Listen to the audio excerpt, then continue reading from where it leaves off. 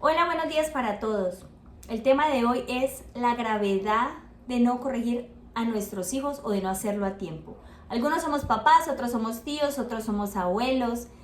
Pero si usted no lo es, envíele este video a alguien que pueda interesarle esta información. Créame que es muy importante y esto hace parte de la restitución de la sociedad, ¿cierto? A veces nos estamos preocupando más por llenar a nuestros hijos de cosas materiales que de llenarles el corazón.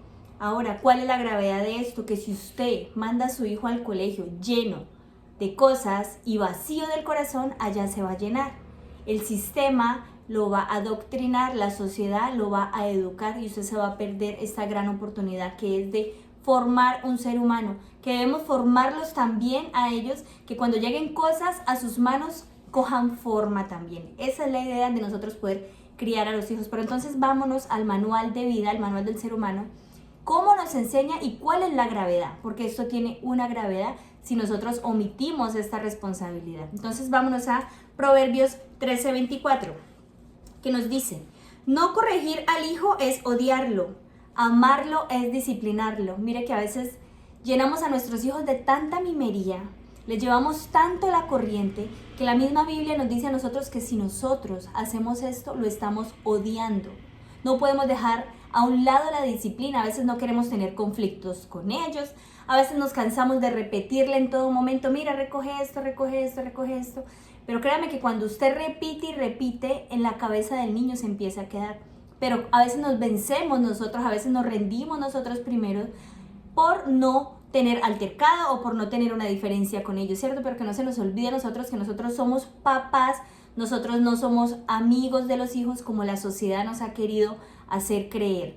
El papá tiene un rol, los amigos tienen otro rol. Eso no quiere decir que usted no pueda tener una relación afectiva con su hijo en ningún momento, porque los papás estamos para apoyar en las situaciones donde ellos no puedan defenderse, donde no entiendan la manera de resolver. Ahí vamos a estar los papás, pero con sabiduría, con experiencia y con disciplina.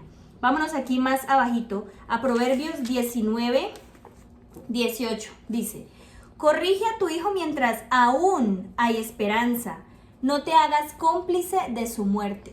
Mire lo que dice aquí, aunque esto suene grave, la palabra muerte, ¿cuántas veces no vemos que estos chicos que se enfrentan a la autoridad, ¿cierto? Digamos que aquí en Colombia no tanto, pero ha sucedido en otros países, cuando se enfrentan a la autoridad, los matan. Pero ¿qué pasa con estos niños? Desde chiquiticos la mamá les está diciendo: vea, usted no se deje de nadie, usted hágase respetar. Van al colegio, le faltan el respeto a los profesores, le faltan el respeto a los directores, y así empiezan a crecer. ¿Por qué? Porque niños pequeños, problemas pequeños, niños grandes, problemas grandes, ¿cierto? Entonces el lema de que usted no se deje de nadie, usted hágase respetar, usted hágase valer, en la cabeza del niño empieza a suceder otro tipo de cosas, otro tipo de comportamientos donde los empiezan a llenar de rebeldía, de falta de respeto con la autoridad. Entonces unos están muertos, otros están presos, otros han acabado con sus hogares, porque también llegan con el cuento de: yo no me dejo de mi esposo, yo no me dejo de mi esposa, aquí el que más pegue, el que más grite, el que más insulte. Y así sucesivamente empezamos a destruir la vida de nuestros hijos, cuando desde chiquitos les damos indicaciones inofensivas, pero que pueden acabar con la vida de ellos. ¿Cómo no los educamos también para un futuro mejor? Cuando usted a su hijo no le enseña a ser responsable en casa, cuando no le enseña a ser organizado, ordenado, limpio. ¿Cuántos hogares se han acabado por esto? Porque el esposo es una persona súper desordenada que quiere que todos se lo hagan, porque lo criaron así. Resulta que hoy en día, como está la sociedad, que a papá y a mamá le toca trabajar, al esposo también debe tener obligaciones en la casa para ayudarle a su esposa con sus hijos, con la casa. Pero llega la esposa cansada del trabajo a tener que organizar la casa, a tener que ayudar con las tareas, mientras el esposo no se compromete con nada. O cuando a veces también el esposo es el que trabaja solamente y dice: que la esposa sea la que se encarga de criarlos, que yo traigo la comida. Esto también es un error, porque el papá es fuerza, el papá es autoridad en la casa. Y si nosotros omitimos esa autoridad, no va a ser lo mismo cuando los dos papás están de acuerdo. Ahora, hay papás que están separados y les toca a las mamás solitas. ¿Qué es lo que pasa cuando hay un hogar en separación? Que hay papás que, por llevarle la contraria a la mamá o al papá, dan órdenes contrarias a lo que dice el otro solo para que el papá se enoje. pero estamos en una ignorancia tan grande que no nos estamos dando cuenta que estamos dañando el corazón de nuestros hijos, estamos confundiendo su mente y lo estamos llenando de rebeldía. Por eso, la mejor instrucción para nosotros poder guiar a nuestros hijos, créame que es este manual del ser humano, que es el mismo manual para sus hijos, es el mismo manual para usted y para mí, porque aquí no dice que es para chiquitos o grandes, es para el ser humano. Pero entonces si nosotros empezamos a formarlos a ellos desde chiquitos con todas estas normas, créame que nos vamos a evitar muchos problemas con nuestros hijos y va a empezar a tomar forma la vida de ellos aún de adultos y a ser provechoso en todo sentido. Entonces vámonos aquí, mire, a Efesios 6:4, ¿qué nos quiere decir? Ustedes padres no hagan enojar a sus hijos, sino críenlos según la disciplina e instrucción del Señor. Créame que cuando usted utiliza esta instrucción para criar a su hijo, usted no tiene por qué exasperar a su hijo. Cuando aquí hablan de enojar, no es que su hijo se enoje porque usted va a ser disciplinado con él, no, hablan de exasperarlo, de un gran enfado. Entonces a veces queremos criar a nuestros hijos con autoritarismo, que es muy diferente a la autoridad. La autoridad tiene amor, la autoridad tiene comprensión, la autoridad tiene perdón. A veces nosotros también tenemos que pedirle perdón a nuestros hijos cuando fallamos o cuando actuamos bajo la ira. En la Biblia dice que está bien airarnos, pero no pecar. O sea que con esto yo entiendo de que mientras yo tengo un momento de ira no debo actuar, porque cuando yo actúo bajo la ira, castigo mal, digo palabras que pueden herir el corazón de mi hijo. Y cuando se me pase la ira, ¿qué va a pasar? El corazón de mi hijo sigue herido. Entonces, cuando nosotros sepamos que estamos bajo la ira, bajo un momento de mucho enojo, en ese momento no debemos actuar, en ese momento no debemos corregir, porque nuestras palabras o nuestros golpes pueden pasarse de fuerza o pueden ser hirientes, ¿cierto? Entonces, cuando ya se nos pasa la ira, el corazón de nuestro hijo sí queda marcado de por vida. Y a veces no somos capaces de pedir perdón porque pensamos que perdemos autoridad. Y sí, tal vez a la vista de nuestros hijos podemos perder autoridad, pero a veces es mejor dejar el orgullo a un lado y reconocer el error. Y en ese mismo momento le estamos enseñando a ellos también a reconocer el error. Cuando nosotros nos enseñamos a reconocer, créanme que empezamos a formar relaciones más estables, porque relaciones que se dañan en la vida muchas veces es por falta de reconocimiento de errores y por orgullo. Entonces, aquí Dios nos enseña que hay formas de criar al hijo con disciplina, pero no bajo la ira, sino bajo la instrucción de Dios. Entonces, vámonos a Deuteronomio 6:7. Mire lo que dice aquí. Siempre Dios nos está explicando en toda su palabra de cómo debemos hacer las cosas. Mira, grábate en el corazón estas palabras que hoy te mando. Incúlcaselas continuamente a tus hijos. Háblales de ellas cuando estés en tu casa, cuando vayas por el camino, cuando te acuestes y cuando lo levantes. Primeramente, ¿qué nos está diciendo Dios aquí? Que nosotros nos grabemos estas palabras, que nosotros sanemos, que nosotros cambiemos, que nosotros seamos el mensaje. Antes de dar el mensaje, que tú y yo seamos el mensaje, que seamos el ejemplo, porque a veces vale más una acción que 1000 palabras. A veces, ¿qué pasa con nuestros hijos? Que les queremos dar órdenes a ellos de que deben hacer esto, deben hacer lo otro, pero nunca nos ven a nosotros haciendo lo mismo, ¿cierto? Entonces, la cabeza de nuestros hijos se confunde y se llena de rebeldía cuando esto sucede. Y no nos damos cuenta, ¿por qué? Porque nosotros decimos, yo soy el papá, yo soy la mamá, yo mando, yo digo, y así se hace. Pero nuestros hijos también son seres humanos que están viendo y están analizando la actitud de nosotros, el ejemplo que nosotros les estamos dando.